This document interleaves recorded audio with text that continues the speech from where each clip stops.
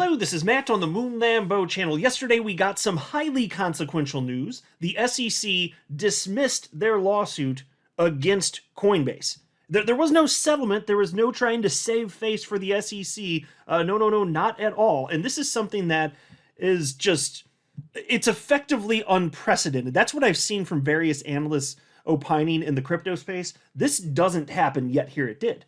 And of course, this is because Trump is now in charge. And so from the top on down in the United States government, we are pro-crypto. That is exactly what this means, and you'll love to see that. So the fact that ultimately this was resolved, not surprising, but the fact that it happened before the SEC chair, the new SEC chair came in, who is probably going to be Paul Atkins, he's got to get confirmed. The fact that happened so quickly and without an actual SEC chair, that is very telling. The answer is the war in crypto is over, and President Trump literally stated that just a couple days ago. And so even though technically there's lawsuits out there, Ripple, it's just a formality winding this all down effectively. But still, we in the XRP community were left wondering, wait a minute, okay, great that the Coinbase lawsuit is gone. That's legitimately fantastic for a ton of different reasons, because that's effectively a choke point. If you could shut down the exchanges, my God. Also, they were attacking individual coins, many of which I hold. So it wasn't just that my XRP was under attack for a number of years. Then they sued Coinbase. I'm like, you're just attacking so much of my net wealth. And so I'm sure that you guys are feeling the same as me. It's just insulting that they would try and harm the net worth of so many people on such just bogus ground here. But why throw the Coinbase case out without dealing with the Ripple situation first? Because the Ripple lawsuit started first. And I was wondering that yesterday morning as the news broke, and I didn't have an answer at the time because I was just rushing with the breaking news. But I ended up getting a bunch of perspectives from tons of individuals, and I want to share some of that in this video, but there actually are good reasons. It's just more complex, and I'm going to share with you some of those reasons why. The fact that the Coinbase case went away before the Ripple appeal doesn't mean that the Ripple lawsuit, this appeal, is going to persist. It most certainly is not.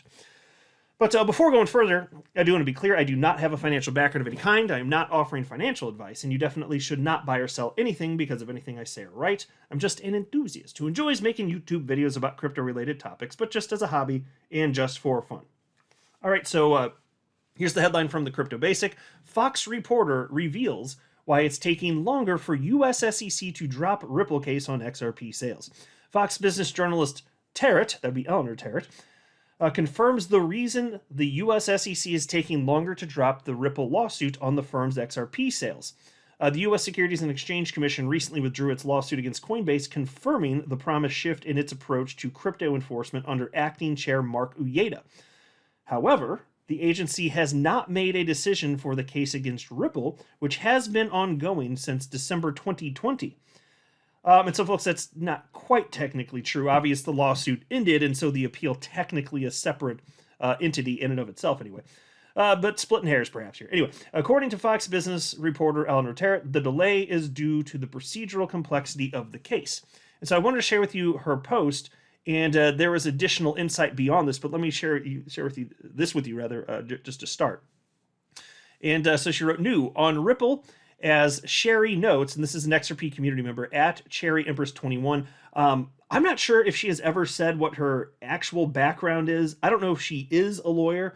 If she's not, I don't know how she knows as much as she does from a legal perspective, because her clarity on what's been going on is just as thorough and useful as, Attorney Hogan's, Attorney John Deaton's, Attorney Bill Morgan's, Fred Rispoli, so on and so forth.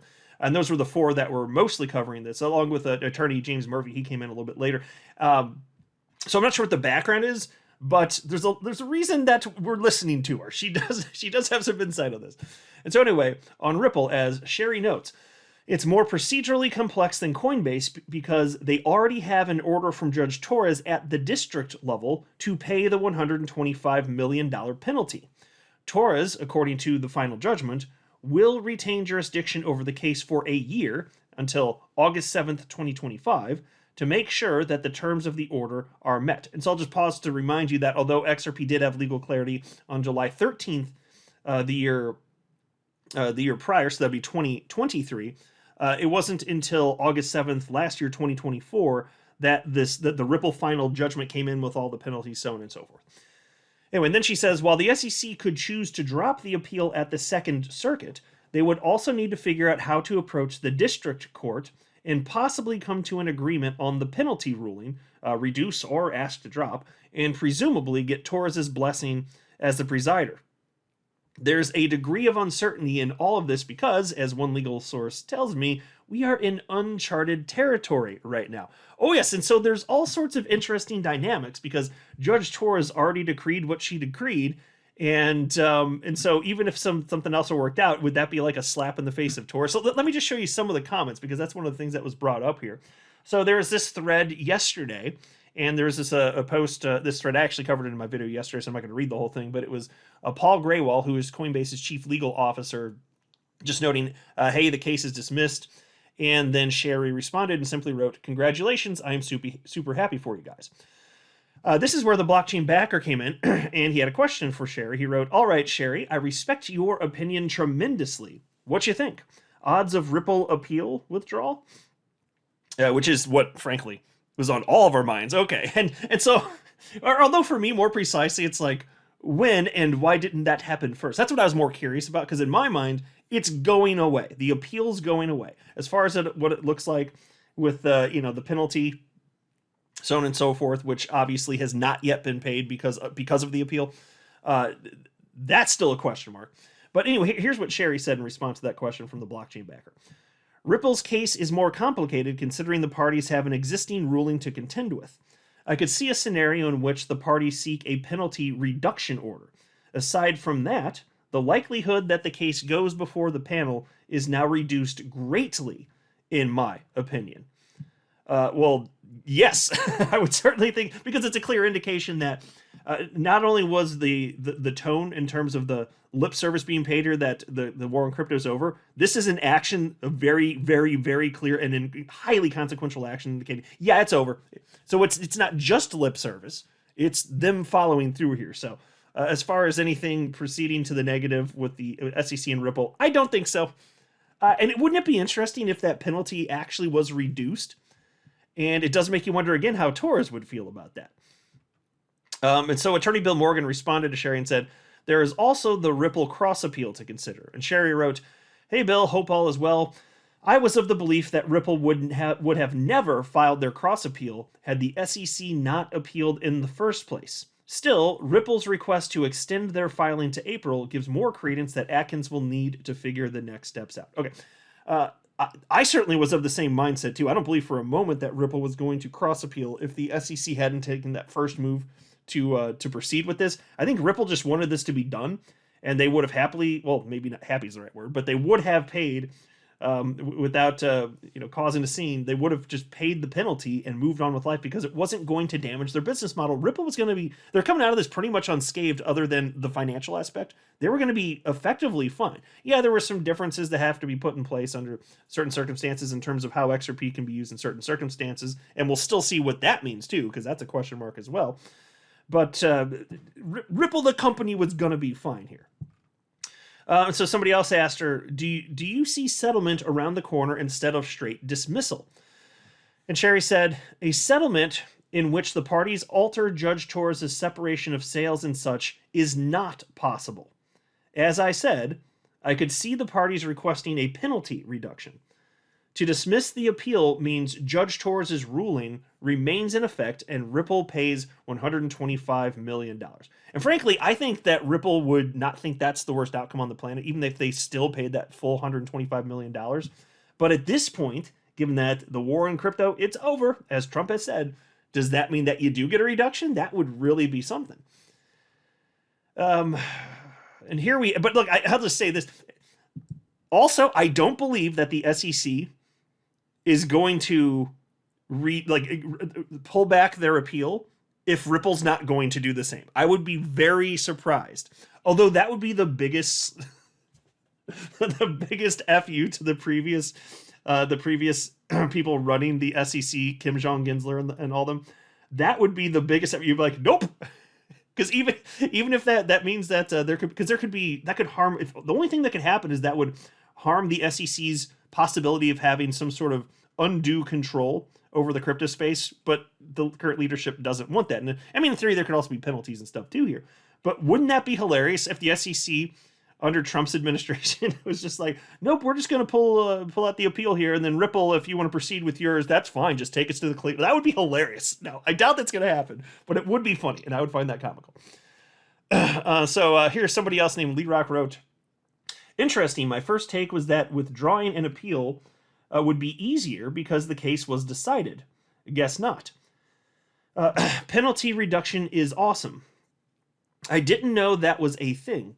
200 million to about 10 million seems about right. Well, the penalty is 125 million, but if it comes down, great. Although maybe 200 million, maybe that is what the SEC said they were initially. No, weren't they going for something even more absurd than that? I guess I'd have to Google it, but either way, the penalty itself, and it was 125 million. But anyway, Sherry said, I'd be shocked if the SEC agreed to that, as it would be more of an insult to Judge Torres' review of the facts. You never know. Maybe Ripple could be convinced to drop their appeal for the right price. Yeah,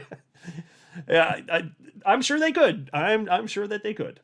Like, the Ripple's going to come out much better for this. Now, this is a hilarious post. This is from attorney Jeremy Hogan.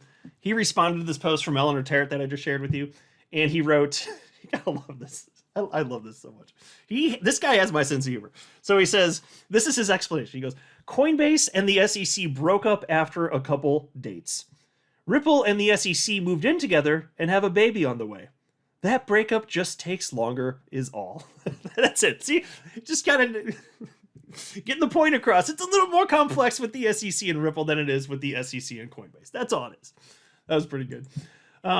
There's also this post from Coinbase yesterday morning, or from Jeremy Hogan about Coinbase, rather. He said, the Coinbase case was dismissed with prejudice, meaning it cannot be refiled later. Not even a settlement agreement with some minor concessions. I guess this SEC is not waiting for Atkins to be confirmed before making big crypto moves. And then he's got this little gif here of Judge Judy tapping her wrist, where the watch is. Hey, what's going on? Hey, Ripple, what's going on? So Ripple's next, right? And then somebody asked Attorney Hogan, XRP community member Anders, you think SEC will drop or settle the Ripple case soon? And Attorney Hogan simply said, I do. And yeah, so he said, and this probably only just makes him feel even more confident, but he's been saying he thinks, probably April or May, this lawsuit's gone. The appeal, it's done. Do you guys remember Jorge Tenreiro? That was the lead attorney in the SEC v. Ripple case. He's the guy that was responsible for the years of misery. And I'm talking about the actual manifestation of the back and forth and all of the legal filing, so on and so forth.